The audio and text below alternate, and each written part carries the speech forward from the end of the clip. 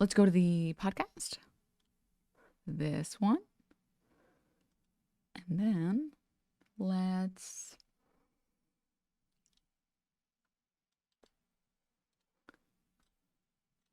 Now, did anyone timestamp this? Or was it just straight up 3 hours of conversation? Wait, was it actually 3 hours of...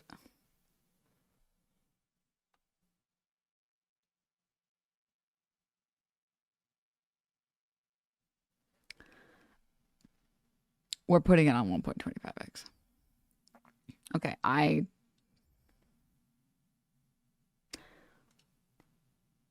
sorry. Okay.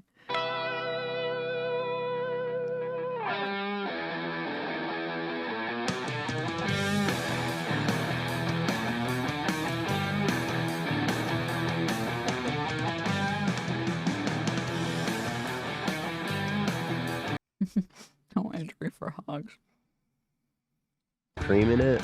Yeah. Goes good. All different flavors. Dude, I feel like the skinnier you get, the better you get at debates. And you've owned me too hard. Let's just get it out of the. Let's just start off by saying, this is the last episode of Leftovers. Yeah, after our last episode, in the heated debate that we had, I realized that I was a class traitor, and that I don't know why people said that, because that's a good thing in your situation to be a class. I don't think they meant it like that. Yeah, that doesn't make any sense. I like what you're saying though. You'd be like Engels, you know what I mean? Like the guy who co-authored it and was facilitating it, but also had a factory. You know what I mean? So that's not a bad thing. Engels was a class traitor. That's right. That's me. I'm Engels. Oh yeah, definitely. But there was crazy fallout from our last episode, which is kind of nuts because ignoring all that though, it seemed like a lot of people did like the conversation.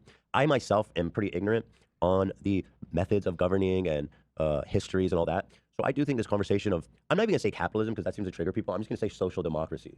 Because when people hear me say capitalism, they shit their fucking britches. Yeah, because there's a lot of, well, first of all, we're online. So no matter what you say, people are gonna be very passionate about it. One of the things that I do quite frequently is yell at people to be normal, because people just have no fucking way of being normal online. So there's that problem. And then the other side of it is there's a lot of, baby socialists out there who are on their own journey, okay? And they get really passionate. And the goal always is oh my God, we have to convert every single person to socialism immediately. Or anyone to the right of me is part of the problem. There's that too. But of course, it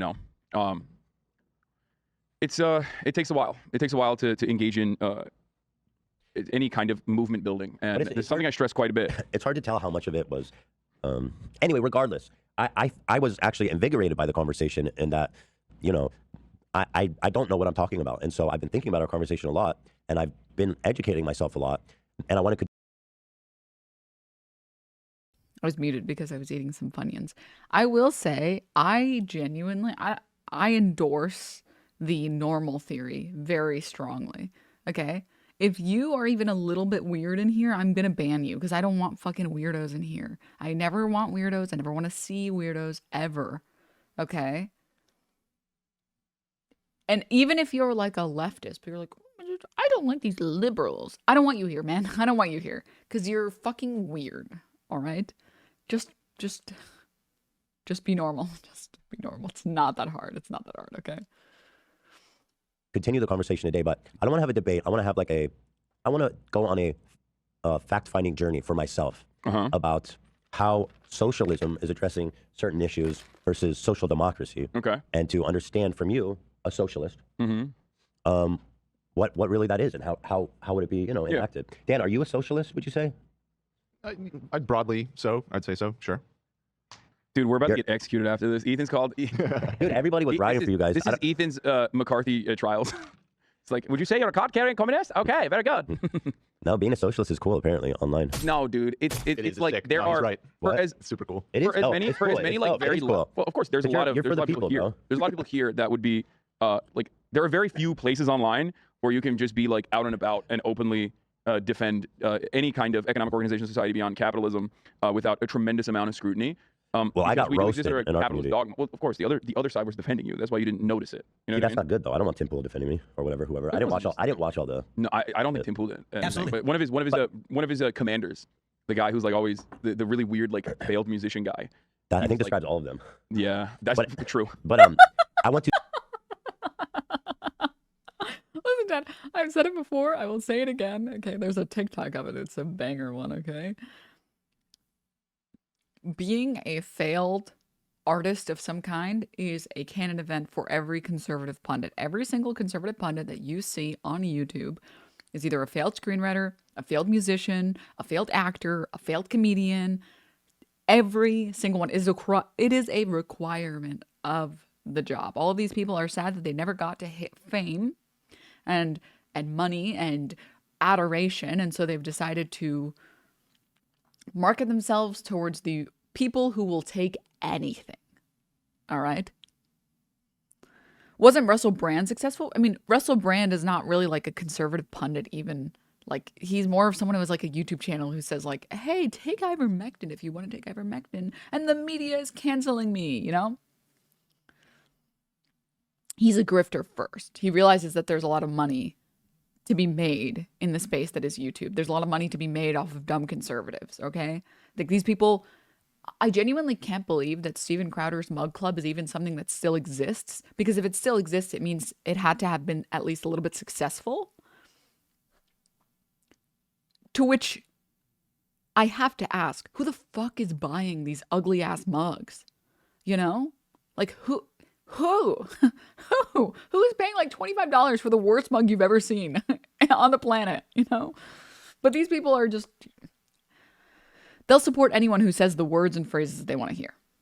To better represent my position, because I don't really know a lot, and I feel like I've done a lot of research in the week following. The conversation. So What did you do? What did you read? What kind of research did you I had a very in-depth conversation with ChatGPT.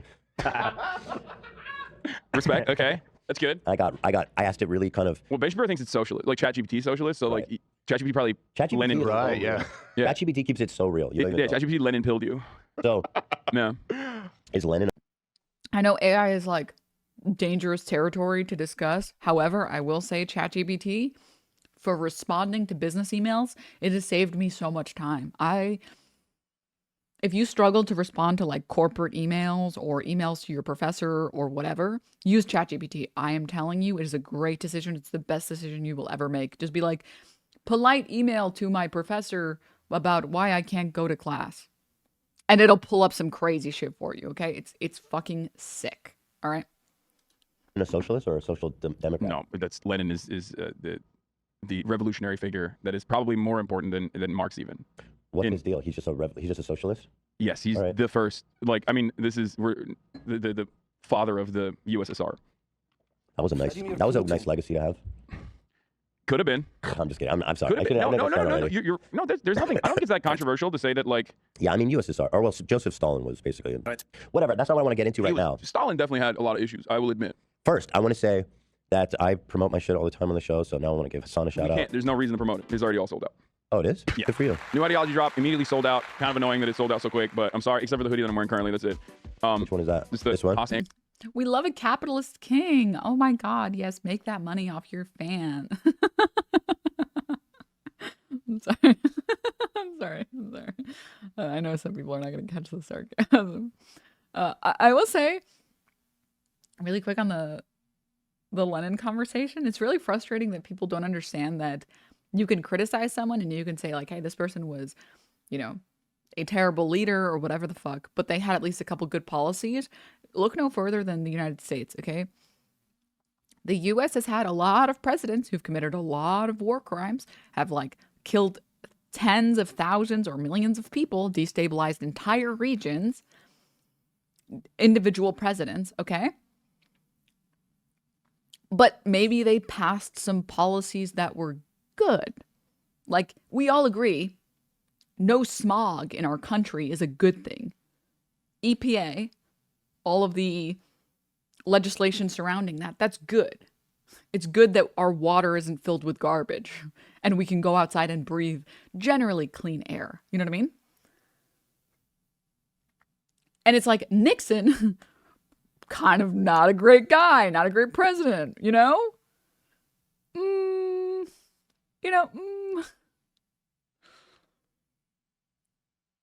However, we can all agree it is almost mandatory that if you are trying to run a good civilization, you should have protections for the environment.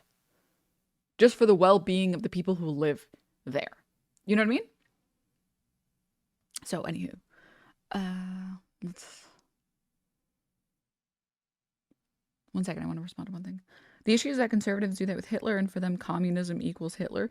In what universe is Hitler a communist? You know, like Anger management one. Yeah. Get the president on the phone quick. Yeah. No, I don't want to hear it. Buy, sell. Buy. Buy, Yeah. sell. No, literally, yeah, that's the vibes. Buy That's it the vibes. now. Yeah. Nice. Good for you. Scum. Capitalist scum. I fucking love it, dude. I'm just kidding. I know you work with unionized people for that. Of course, teddyfresh.com is that sale going on. Support. doesn't he even work with not just a unionized workers, but isn't the company that he gets the merch from, or the company that produces the merch, aren't they a co-op? Or am I mistaken? I haven't really bought any creator merch before, so I don't know. I haven't touched his merch. For my exploited workers today. Still? It's ongoing. Most of it is gone, but it's worth a browse. All right, so I don't want to do all this new shit. I want to get straight into it. Oh, I have a separate doc. Okay, that's why I didn't see it. Hold on. This man has his own doc, dude. Oh, well, no, shit. because I put You got some notes. That's fair. That's what fair. email is this? I say let the conversation begin. All right, let me just share. While you're looking for that, though, can I That's just a chat CCP. chat CCP? That's good. That's really good. That's funny. I love that. I'll just announce some breaking news I saw right before we went live. But Rupert, our boy He died. Rupert, did not die. Yeah, he died. He didn't die. Oh. Can only hope. But dude. he has stepped down. The Rupert Murdoch era is officially over. I've seen enough secession to know that he's going to come back. That's actually not a bad assessment. He's not going to Yeah, lose. Lackland is the fail son. He's not sure. going to be able to fucking pull through. Yeah. It's bullshit. Where's my doc? Dude, first he got cucked by Tucker Carlson, and then like had to divorce his fiance that he was gonna get married to, and now he's like leaving his empire behind. What's happening to What's Rupert? happening Man? to Rupe?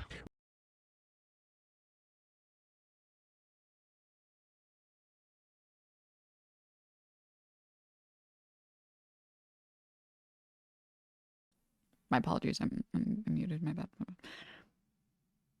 The world would be better off without the Rupert Murdoch family. They have provided absolutely nothing to society, and all they've done is ruin it. I'm saying, okay, not gonna lie, the entirety of like all of the Rupert Murdoch wealth that was built off of like disinformation and making an entire generation's brain mush, all of their wealth should be confiscated for having terrible consequences on America. Ruby, you've lost your touch, brother. The guy I had sex with who smoked crack with me. That's what he wants to do in his retirement. Yeah. He wants to go out with style. Okay, here it is. I found it. That would be so much better than whatever the fuck he did up until this very moment. Smoke crack and die. Just like go out in style. You don't even need to die. Just like have gay sex, do crack. You know. I would do in my retirement. I wouldn't mind doing heroin. Right. Just to ease out, just be, fucking, because like, who cares if you get all strung out and it's like, who gives a fuck? You're like you're making an argument. You're making the best of your time. You're making an argument for palliative care, which I feel like What is that? it's like end of life, like death care, basically. Is that hospice care? They do that. No, I feel like there's this assessment from I economists that there's found going this to be really fire a git video major, and if it's we need something to watch later, Peepo Shy. already started a major boom in the like geriatric care and palliative care. All the boomers are dying. Because like the last like what you would consider middle class of America is all in the boomer side. I mean boomer like in a boomer zoomer terminology. I mean like anyone over the age of fucking 50. Like actual baby boomers. They're not actually. Some of them are baby boomers. But they are all the people that are like desperately holding on to like whatever assets they have remaining. Yeah. So now they have money, and they're the only people that have money. So you have to figure out how to like Get it meet from their them. needs How do we get it from them? by insanely expensive. We should make a care and hospice shit care. like that. We should get their money, bro. Oh, we Yeah. should jack up the price of Let's hospice get care their to kind of fucking money. extract Yeah. all that money. Yo, that's my money. Give it to me, bro. Yeah. Here, take this fentanyl and shut the fuck up. Yeah, I feel like that would Untwisted. be pretty fire though, like what you're saying. No, but seriously, what's the drawback to just going full heroin? Because listen, there's a reason people get addicted to it because it's good, it's fun. Well, wouldn't you argue that morphine might be better? But like, than there's massive Yeah, consequences. I mean, It's the same drug. right, in a way. It's just that a matter already of happens intensity. with morphine But trips. there's no drawback because obviously you don't want to be an addict during the middle of your life. There's so much you need to do, and being a heroin addict is just not compatible with living a normal life. But if you're in a retirement home, then I feel like it's also more ethical than the Let's way get that they it. currently operate those places because it's like full of fucking theft and like our boy assault. David P&P is I mean, I get what he's trying to say. I understand what he's trying to say, all right? Because I know when I'm fucking 70 years old and I'm done with life, you better believe I am waking and baking every single fucking day. There is no way in fuck I am going to be ancient and decrepit and not high all the time.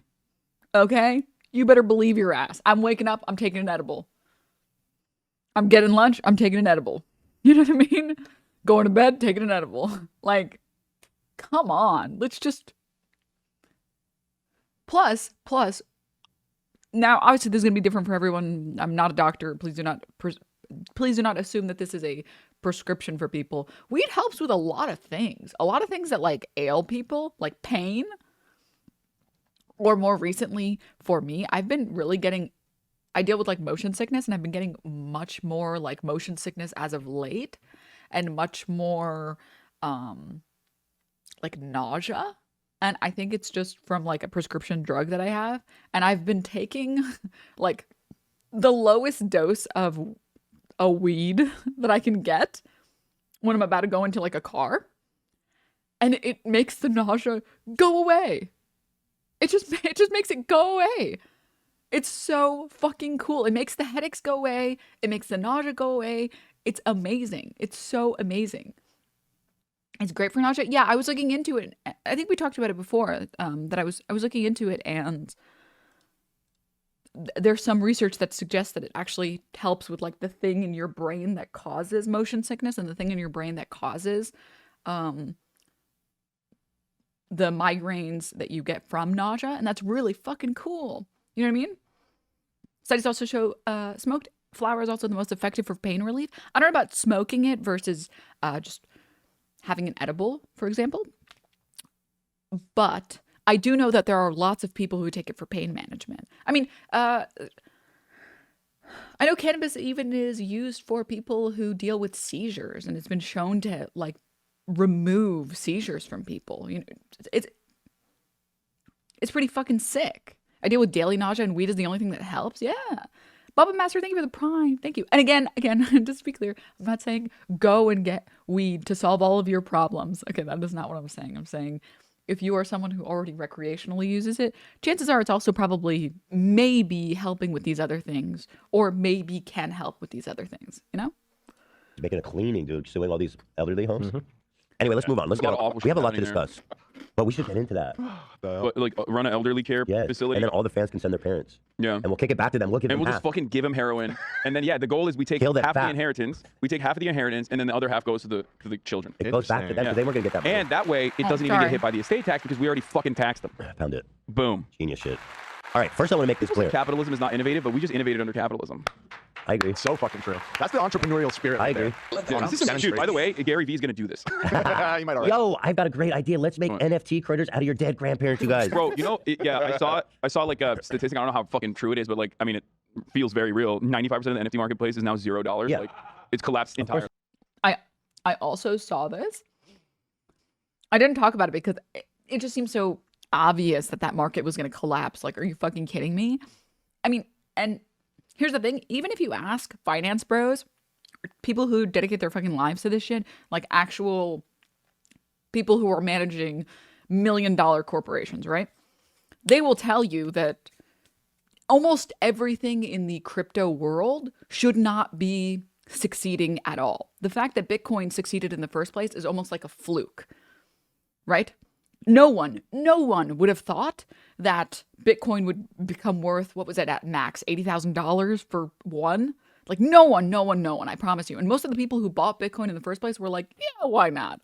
This is not going to do anything, but sure, let's go. And then they just got really lucky, you know? NFTs, I remember when I saw NFTs the first time I saw them, I was like, this is a bubble. This is a bubble, it's going to crash. I went ahead and spoke to people who study crypto markets. I was like, okay, quick question. Everything I've seen seems to suggest that NFTs are maybe a kind of a scam.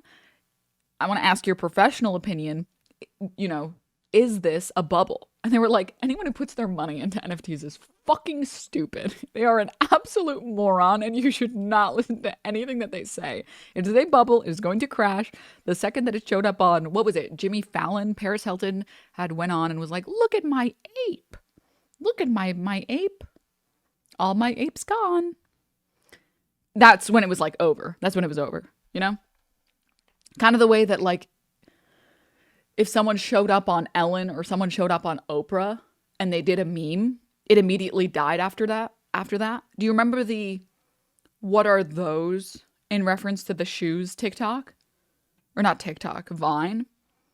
He went on Ellen. After he went on Ellen, that shit died. That shit died. No one said that anymore. They were like, oh my God, that's embarrassing. Oh, Jesus. The second Perrin Hilton bought an NFC, I was like, yeah, the market's going to crash now. It's not going any higher. And the only people who made money on NFTs were the very, very, very first people who went in. So seeing that tweet and seeing that they are worth nothing now, oh my God. Sweet, sweet justice. It is. So crazy how none of those people, none of those fucking charlatans that were advocating for this shit and trying to get you to hold the goddamn bag have been punished for it, including Gary Vaynerchuk, as a matter of fact. He's been real quiet on the V Friends front. Dude, it's like it should be studied how fast the media jumped on that train and was like, or at least alternative media outlets. Have you considered this, though? Jumped on it and were like pushing for it. Have you considered this? Fortune favors the brave. Don't show that to me. I'm gonna buy crypto right now, dude. Have you considered that Matt Damon thinks fortune favors the brave, aka the dumb? Matt Damon, son of a like activist teacher, actually legitimately like a pretty, like back in the day at least, like old die in the wool lefty, fucking shilling cryptocurrency. You can't, you know. Fortune favors the brave, my friend. All right, so one thing I want to make clear before we engulf on this conversation is that me and you pretty much have like 95% crossover in terms of like our goal for the welfare of the people of our utopian society. Yeah. I mean, my guiding hope in social democracy is that you can take the both of best worlds, socialism and capitalism, and create a world where the poorest are cared for, where people can get free education, where people can get free housing, or not free, but guaranteed housing, where they get guaranteed education, higher education, all this stuff. Okay? So let's talk about this. Now, my first question is this. Given that, you know, in a social democracy, we can regulate things like taxes, housing, higher education, sharing jobs, and all this kind of stuff, what are the problems in social democracy that we need socialism to address? What is it socialism does that social democracy doesn't do? So social democracy is still capitalist with you know, serious, severe market regulations, right? Some forms of viable social democracies you can point to right now is places like Norway, an example I use regularly. The issue is twofold. One, social democracies don't address some of the domestic problems because when there's still capital accumulation. But which domestic problems?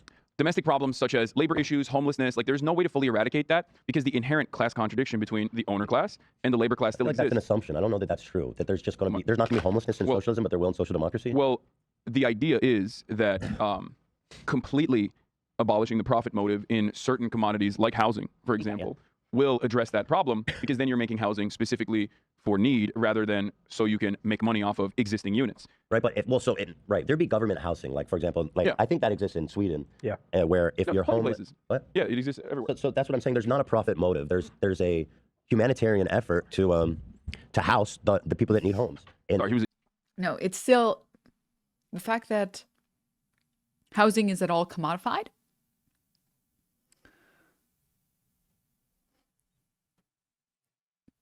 Means that you cannot achieve a true 0% homeless rate. Because even if the government is dedicating money and funds into producing and maintaining low income housing and like a shelter that isn't the way that currently American shelters work, housing for the homeless that isn't terrible,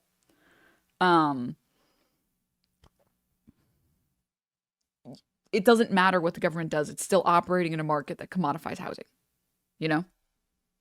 Eating a napkin. You know, so I don't know what you mean that there's homelessness won't exist in socialism, but... Oh, she's eating all your tissues. Oh, nasty. Oh, yeah, she's eating all your tissues. Sorry. That's gross. Disgusting, girl. Yeah. Shame on you. Yeah, she being a nasty girl today. Better used to do that. She being a real freak. Sorry, what were you what's saying? the homelessness in Sweden? That just as a, I mean... Oh, before we look at those numbers, something to consider, something to remember always is that homelessness is tracked very differently in different countries. Okay. So, like, those numbers will always be... those numbers can be very different. Like you could think like, oh, it's so much worse. Like rape statistics in Sweden. If you look at that, I think Love can attest to this too. You'd be like, well, what the fuck? It's crazy out there. People are raping like crazy, and it's because they have a different methodology for tracking rape. Like each individual act of sexual assault is tracked as is written up as like one individual. So then the actual number then isn't that important. But we acknowledge that in a social democracy that's run ideally, the homeless and whoever else needs a home for whatever reason would be provided one. So I don't understand what socialism does better in that case. At the end of the day, these countries the social democracy that we were talking about still have a lot of wealthy individuals, a lot of people who are making money off of finance capital and capitalism in general, and their interests are always going to be to further erode the welfare state as best as they possibly can in an effort to claw back all of those areas that they could still technically you're privatize. putting that on them, but that's not. If you have a strong social democracy, that wouldn't be possible. Well, my question to you would be: if everybody's provided for in the society adequately and fairly, then why do you care how much money somebody has? Because, well, first of all, I don't, but the real reason is not necessarily money, but more so how people make their money.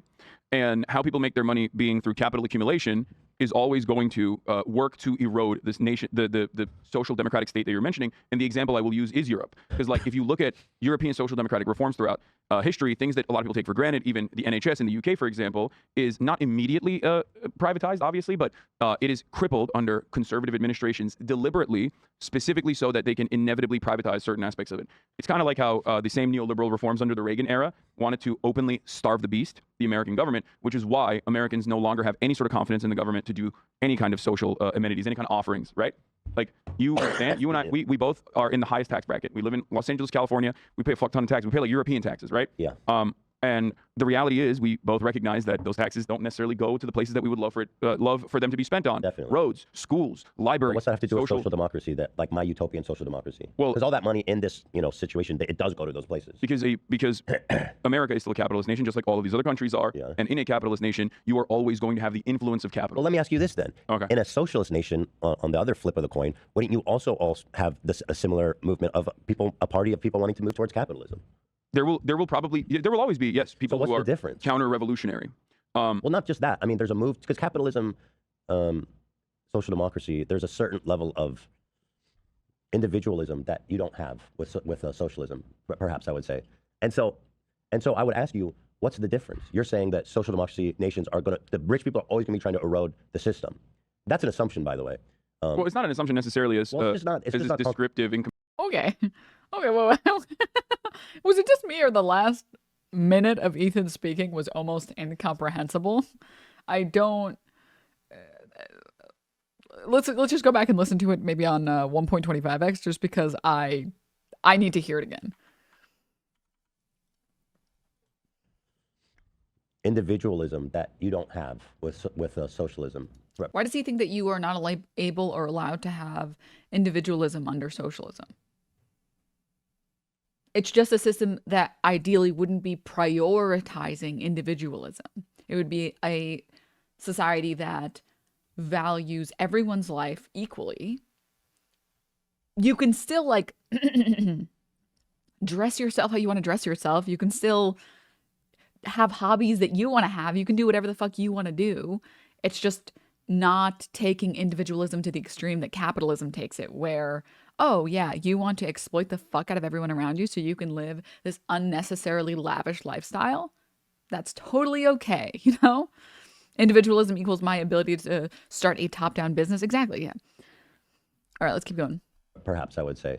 And so I would ask you, what's the difference? You're saying that social democracy nations the rich people are always going to be trying to erode the system. That's an assumption, by the way. I mean, it's not an assumption. It is always the case that if you obtain a certain level of wealth, okay, I would say once you are a billionaire, you are not interested in actually trying to help or improve society. At that point, because if you were interested, you could use your wealth to do that. At a certain point, at a certain level of wealth, you are only exclusively interested in behaving in dragon-like hoarding behavior. And as long as you have these people who want to hoard their wealth, they will influence Congress. They will influence any political body that allows them to do it. You know? Well, it's not an assumption necessarily as it's not descriptive in comparison to like, I mean, it's descriptive if you look at how it has played itself out in Europe, where we. And you're right. I agree.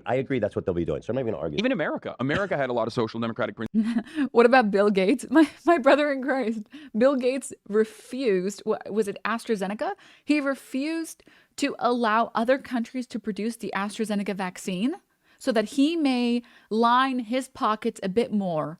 So that he may line his pockets with his patented vaccine. okay? He doesn't give a fuck about improving society. He likes to pretend like he wants to give a fuck about improving society, and he'll be like, ooh, look, we have the Bill and Melinda Gates Foundation where we give some money to poor people. But first of all, those are usually just for tax purposes so that they can defer tax payments while holding all of the money in a fund, essentially, and only giving out a little bit a year from that fund.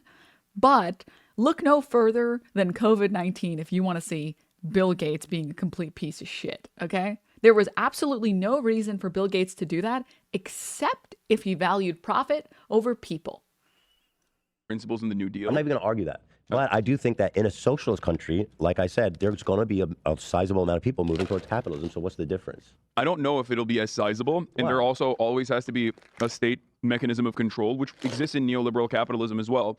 And this is actually an area where I very much diverge from other socialists, I would say, or even more orthodox Marxists, that I believe the neoliberal mechanisms of control, specifically, it's just, how do I describe it? Free market. Markets are better than the government at dealing with everything. Okay. So I think that there is two different, as reductive as possible, there's two different types of control. Control is always going to happen. This is what the state is there to do, right? Under liberal capitalist democracies in the West, you have a neoliberal mechanism of control that dulls the masses through commodities, gives you the false notion of choice. You feel like you have 32 different brands of Oreos, even though they're like owned by 3 companies that price fix, right? And they basically control all matter of commodities. And those markets are completely captured. But there's this idea that there are, this endless, boundless amount of choices that you can choose from. On the other side, the more authoritarian mechanisms of control, which have existed What's your opinion? I like the neoliberal one. I think that even in a socialist state, you should still very much give the people the false notion of choice and make it feel like they have a say in the process while doing the bidding of, I mean, it's a pretty cynical worldview, but I think that, that's what states are supposed to do. Let me ask you this. And that will create a structure where there are significantly less people who are like, I hate the system right now. I don't feel happy. I don't feel good in the system that I exist under. So I should, do counter-revolutionary capitalist reforms. Well, and likewise, I don't think there's that many people in Sweden or Norway who are saying, no, we need to move to a pure socialist because everybody there is provided for. I don't think there's a large, I'm speaking out of turn here. You're absolutely right. You're actually 100% correct. So like some orthodox Marxists actually hate the welfare state for this reason, because the welfare state is a continuation of capitalism by offering certain amenities. Seems like the liberal capitalism has thrived and has created a structure where like the inherent contradictions that exist under capitalism that I think everyone would agree with, including yourself, those inherent contradictions become a little bit more muddied, and they never end up getting to a point where they converge and capitalism erodes into some socialist formation. Let me be, I guess, more specific. If you're in a socialist country, is there one party or multiple parties? It depends. I mean, because one party's scary, right? Can we agree on that? A one-party system is not a good system. I think you and I would agree that we... No, I'm just asking you. I don't care about the United States. I'm asking you about socialism. I think that there are different forms of governance, and the United States is not that different. I don't care about the United States. I just want to talk about a socialist I think country. that no matter what happens, the state does what the state is supposed to do. You can either do it at the behest of your citizens because you genuinely, earnestly believe that like that is the best possible way of developing a society, or you do it at the behest of capital owners and capitalism. So you're saying you don't think it matters if there's one party or... I don't think it matters as far as I care about direct democratic participation in local in local one-party systems with socialism or communism has pretty much always been a catastrophe. Yeah. Okay. We gotta break that down. We gotta break down the conversation behind one party versus two parties. First of all, you guys have already basically said it in chat. The US basically already has one party. Yeah, we do have like generally the Republican Party and the Democratic Party, but both parties are actively always trying to extract as much value as they can from the poorest people in the country, right? The 0.01% is always going to do that forever, regardless if they are a Republican or if they are a Democrat. Now, we all agree Republicans are definitely more evil than Democrats are, as evidenced by Roe v. Wade. But we just, in my opinion, we have the fascist party, and then we've got the slightly more dressed up fascist party, right? Now, there is a notion of, what's the term? The efficiency of a tyrant, right? And I have to say, yes, having a one-party state would cut out a lot of the excess that is spent on absolute bullshit. Every single race that you see for the Democratic Party or the Conservative Party or whatever, generally speaking, whichever candidate throws enough money at their campaign is going to be successful. Okay, if your face is being plastered everywhere and you're being advertised to every single voter, guess what? Most voters do not have the time or energy to dedicate to actually reading and seeing what how a specific senator has voted. You know? A lot of these people don't care. It's like, oh, well, Joe Biden was like the guy with Obama, and that was such a good time. I'm going to vote Joe Biden. He's cool. You know? And it's the same thing that's happening on the Republican side. There's a lot of fucking money, like literally hundreds of millions of dollars, being spent every year on advertising to get elected, which, in my opinion, there is a failure in our system if we are wasting money in that way, right? It would have to be...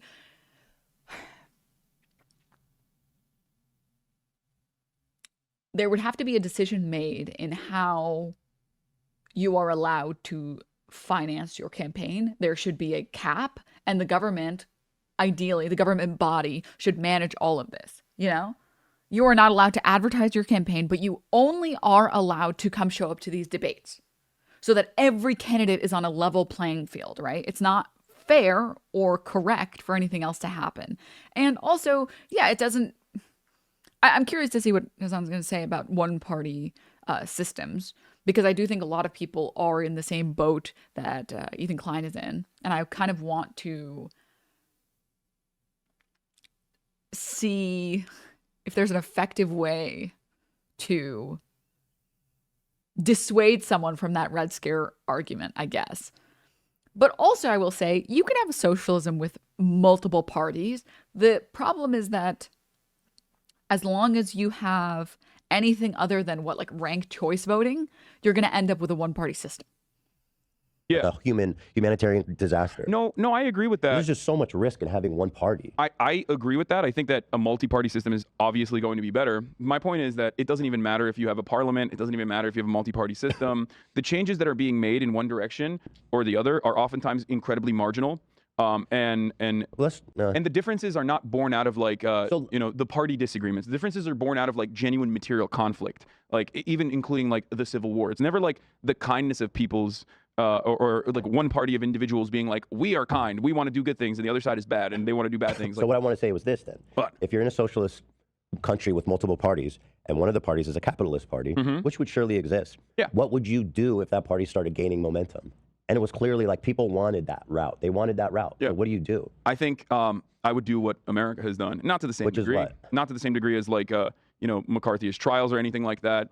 But I would offer additional amenities to ensure that people are comfortable and happy. Because I feel like But what do you do if they're like, nah, fuck that, we're doing capitalism? Well, if everything is given to you. Yeah. At that point, if every single thing is given to you, if all of your problems are solved, which I think we can both agree is not under capitalism and has not happened. No. If all of those problems have been solved, then there is no need for conflict of that regard. But they're saying, no, we want to do, because they're like, yo, this is a free country, right? Well, we want to do capitalism. Yeah. We think the market should regulate the prices and shit. We don't think the workplace should be socialized. Okay, that's a great question. And what if you have to ask why though at that point? Because people never can be explained by why anyway. You know what I mean? Some people are gonna be dumb. You're right. It's like it's just gonna exist. You know it is. Yeah. And so if the will of the people is to go back to do more of a social democracy, is that something that a socialist country should move towards, or should there be resistance in the government to keep socialism? I think the resistance should be akin to how capitalist governments have resisted historically any kind of socialist movement, not to that same degree of violence, but I think that yes, the solution to that would always be education and offering more re-education. Re-education, certainly, yeah. I know that's like a trigger word. Camps. No, not like that. I know there's a trigger word because everyone goes, "Oh, re-education." What do you mean? Like immediately people think like, "Are you talking about that? Are you talking about like resident schools? Are you talking about Xinjiang?" Yeah, 100%. They do. They do it. They did it in Xinjiang, which I think good, right? No, I don't agree with that. Yeah, I don't think it was good. This is something I have openly criticized as well. Like that's not good. The massive surveillance apparatus they built in Xinjiang is not good. So what would be good about a socialist re-education camp for capitalists? It wouldn't necessarily. I don't think it'd be camps. I mean, it depends on yeah, it depends not on camp, crimes, yeah. right? Like, are people committing crimes at the behest of this? Because if there's a socialist state and someone is doing like white terror, let's say, or someone is doing Stealing South wages. Korean style, Let's just admit really quickly that we are never going to hear the end of it from the Hassan derangement syndrome fuckers. And they're going to be like, Hassan is in favor of free education camps. He thinks that if you're a capitalist, you should be thrown in a camp and killed, which is a little bit annoying, but this is such an interesting conversation. This is such an interesting conversation. Oh, it is, I can't put into words why I am so excited about it.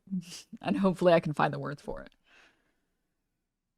I think the premise of his question is wrong here. He's assuming that in a society with free housing, free healthcare, affordable commodities, democracy in the workplace, that there would be a majority of the population to support capitalism, or in other words, vote against their best interests. Okay, first off, let's discuss the fact that people already vote against their best interests all of the time, okay?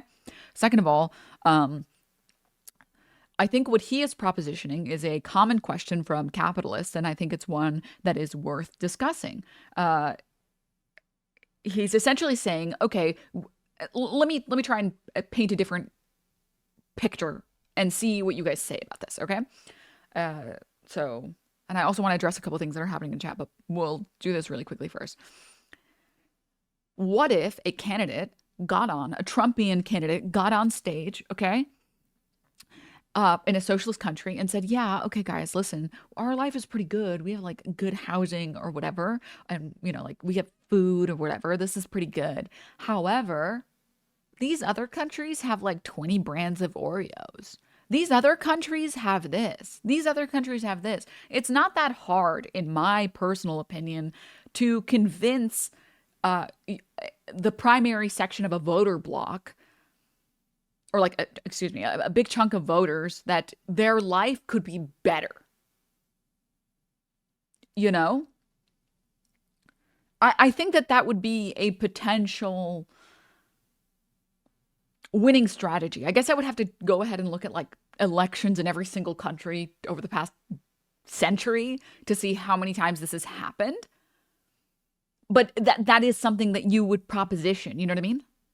The example you're providing right now is happening in Argentina.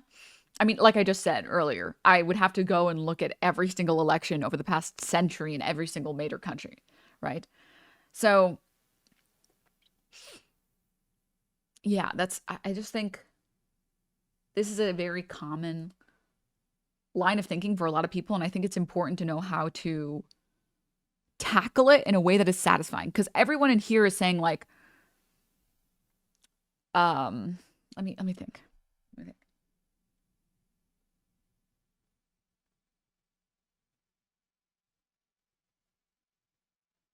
There's a lot of people in here saying like, this is incorrect thinking. This is a disingenuous question. This is this. This is that.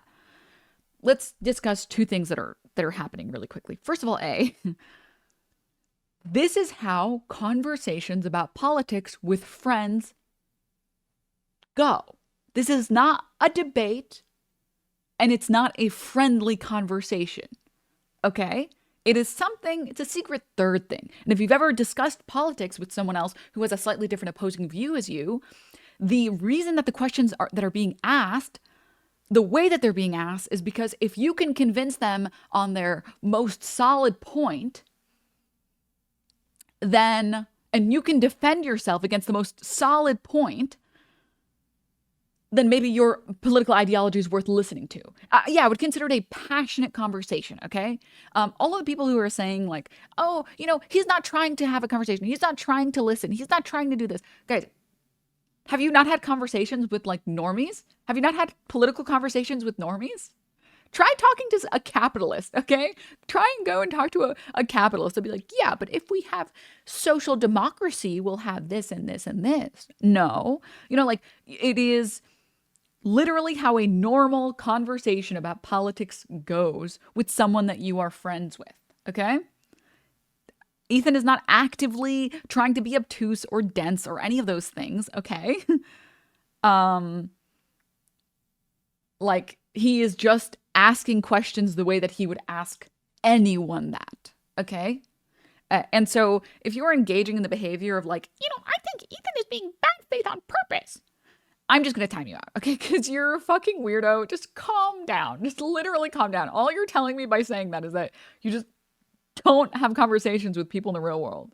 Please, just be normal. Stop. Oh my God. Urges of communists, which has happened historically in every country that America is aligned with, because they were anti-communist, where they've launched, military dictatorships, whether we recognize it or not. Those things have happened, right? So in a situation like that. Sorry to pause again, but I just want to highlight one message that is just apt perfectly. I think he is just genuinely asking questions from the standpoint of someone who's heard anti-communist propaganda their whole life. Perfect. Perfectly phrased, perfectly stated, exactly to the point of what I was trying to say. So what's the best answer for this question? That's I couldn't tell you. I'm trying to figure that out right now. I'm trying to think, if I was Ethan, okay, and I was trying to come up with a way, not Ethan. If I was Hassan talking to Ethan, what would be the most convincing argument against what he's saying? What would be the most convincing argument of like, okay, how do you know socialism won't eventually just regress back to some form of capitalism? And unfortunately, when you're talking to people who are already predisposed because of like Red Scare propaganda, predisposed to disagreeing with you or trying to ask you a lot of questions, your answers have to be succinct and they have to be perfect. And I can think of a lot of answers that, in a leftist fashion stem or like go on for pages and pages and pages. But I'm trying genuinely to think of an answer that is succinct and is only like 2 or 3 sentences, which is more difficult than you might think. But hopefully we'll get to it by the end of this conversation or within the next 10 minutes. I think if there's any kind of like terrorism happening. Sure, yeah. If there's violence, that's obvious. I do think that there should be an enforcement mechanism. And in that enforcement mechanism, I think like rehabilitation, which would include re-education as well, would probably be a lot better than like, a prison structure where they have slavery like in the United States of America. I'm still a little bit confused about the ideal mechanism of a socialist country, where people still have individual freedoms to like form, to assemble, and can also be like, yeah, I'm a capitalist, so what? And we're trying to grow our movement. I don't understand the organization of the socialist free country, because it seems to me to have a socialist country, there needs to be some amount of dampening of, rights. Well, because like for what I said. Yes and no, because my point is always the same.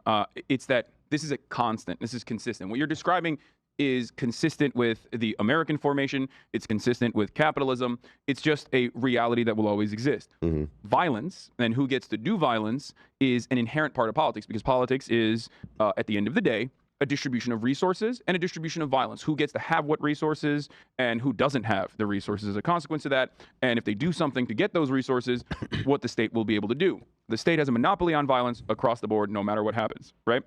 I'm not an anarchist. A lot of anarchists will get mad at me for saying this, but the state should have some level of a violent mechanism, because no matter what happens, and there's different forms of violence as well. The structural violence of poverty, or direct violence in the form of military boots on the ground military warfare, imperialism, police violence, police brutality. These are all different forms of violence. There will be some exertion of force required to maintain a socialist country. Yes. All right, and let's discuss a couple of things. First off, I'm really excited because I come up with a way to explain very well what I wanted to say, essentially. So let's talk about this really quickly, okay?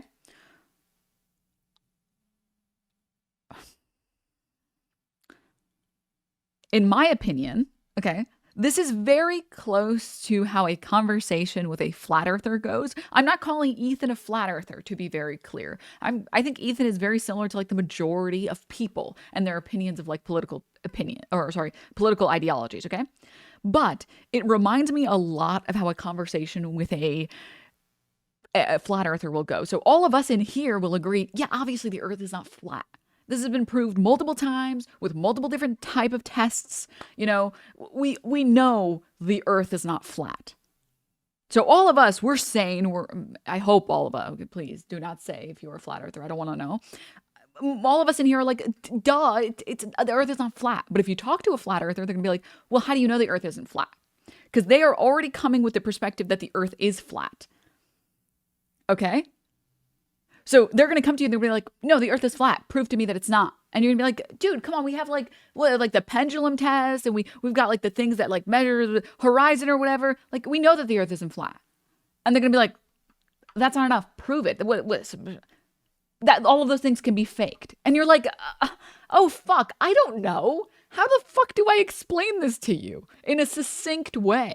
Like, I know it's something with like gyroscopes, and there is an explanation on the internet that's easy to digest, but in the moment, I don't fucking know. What's the combination of words that would be so satisfying for you to hear that you would have no choice but to agree with what the other person is saying, you know? And that's exactly how I would compare it. Or like how I would compare the conversations. Ethan is coming in with like the presupposition that, I believe that's the word, that no, a capitalist system is a good system. It's the best system we have. And that's the reason why we are still using it, right? And you have to, preconception, and you have to go into this conversation ready to disarm every single bad argument that these people have been propagandized to believe. You know? Preconceived notion. Yes, thank you. Which is more difficult than you might think that it is. Not just a social country, any country. Sure, any country. Yes. I agree. Until we reach a point of I guess, until we reach a point of production and our productive output has gotten to a point where it's so streamlined and so organized that there is no need for a state. But I don't know if we will ever be able to get there, where the state withers away and we have a classless, borderless, moneyless society. Right. Yeah, I mean, if it is, it's not in a long time. Techno-communist. It'd have to be like post-World War III or something. Let me ask you, I guess, another angle here. Worker exploitation seems to be at the heart of socialism. Oh, yeah, it was presupposition. Poggers. Yes. And so I want to ask you this question. If an employee is fairly compensated, and by fairly, I mean that factors like work, compensation, they're being paid well beyond the means of living. They can afford comfortable housing, food, pleasure, vacation, savings, all the things people would want to do with money. If they're provided in all those ways that we see as important, is that still exploitation? Ooh. Oh, okay. Without getting too in depth, only because I hate when these conversations devolve into veganism. This is exactly like a conversation about veganism to someone who is a meat eater, like a avid meat eater. If you talk to people who love meat, not people who eat meat, but people who love meat, who are the type of people that are like, I want to see Joe Brandon try and take my burgers away from me. He's going to have to take it out of my dead cold hands. Those type of people. When you try to explain to them, no. Any animal product, any animal byproduct is unethical to consume. Now, there are levels of unethical. We talk about this all the time. There's a difference between,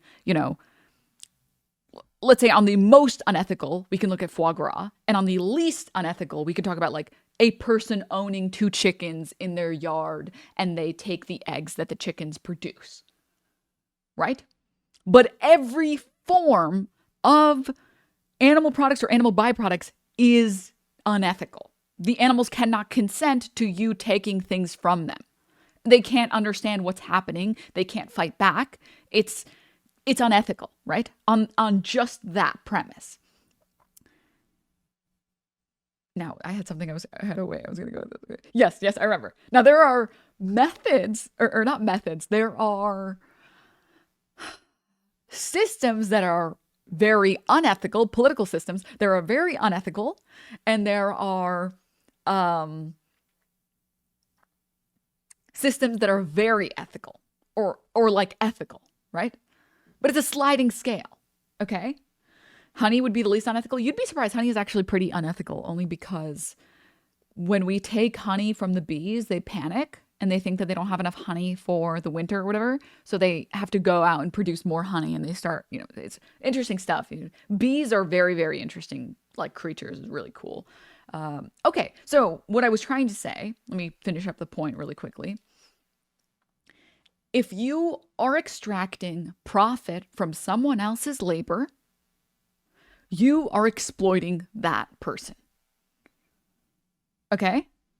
If I hire you and you bring me $1,000 of revenue, that $1,000 was all you. And I skim from the top and take 10%. 10% would be relatively small, and you're still making your $900. It's still unethical. You're still exploiting someone else's labor, right? If you, as Ethan is propositioning, are saying, okay, wait. What about a SOCDEM system? Well, I think that would be pretty fair. People are paid more than enough money. They're paid enough money. They can go on 3 vacations a year. They have a house. They can eat whatever they want whenever they want. They don't have to feel guilty about making any purchases, and they're going to retire fine. That's a good system. And it's like, no, wait. Just because that's the least unethical way to exploit someone's labor doesn't make it ethical, right? It's not. Yes, it would be a better system, but it's still exploiting someone's labor. We'll see what Hassan says. In the Marxian sense, yes. In the capitalist sense, no. Capitalism is social. So, Mark, when you say Marxism, you're talking about socialism. Yes, right? yes. Okay. So, in the Marxist perspective, under Marxian economics. Steady time. Thank you for the raid. Hi, raiders. Welcome. Hi, guys. Hi. Enjoy yourselves. And we're watching a debate conversation. Wow, you gotta hit me in my weak spot about being a contractor, Denims. If it was only a 10% skim. I mean, let's just be realistic for a second. In order to survive in a capitalist society, everyone has to engage in a level of exploitation. You know? Economics, Marxist theory, exploitation is not a good or bad thing.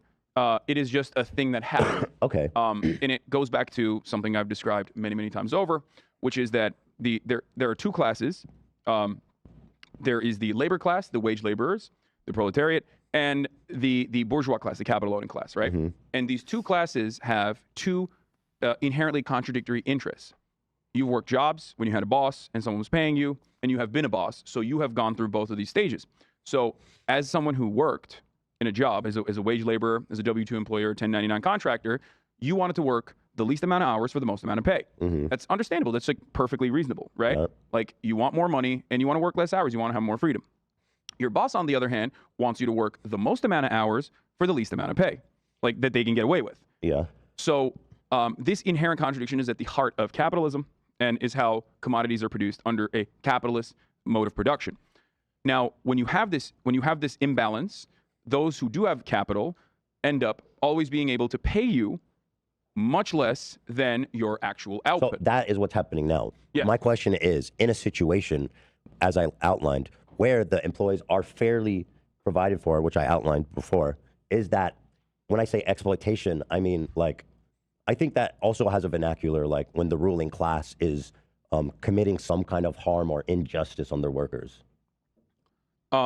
No, it's beyond that. You could be paying your employees fairly.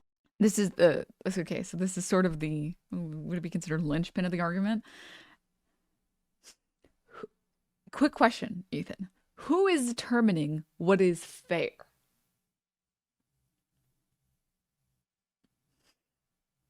You will find that the people who determine what is fair compensation are the people that are paying you. And if you give the owning or the wealth owning class, the bourgeois, the power to determine what is fair, they are always going to choose to exploit because the system rewards that behavior, you know? And here's the thing, even if you set up a government system with like minimum wage jobs and scaling minimum wage with inflation, the problem is that the wealthy are going to try as hard as they can anyways to exploit your labor in one way or another. And every legislation, every piece of legislation, every law that you enact is just a Band-Aid solution for the problem that is the owning class and the working class are fundamentally at a conflict.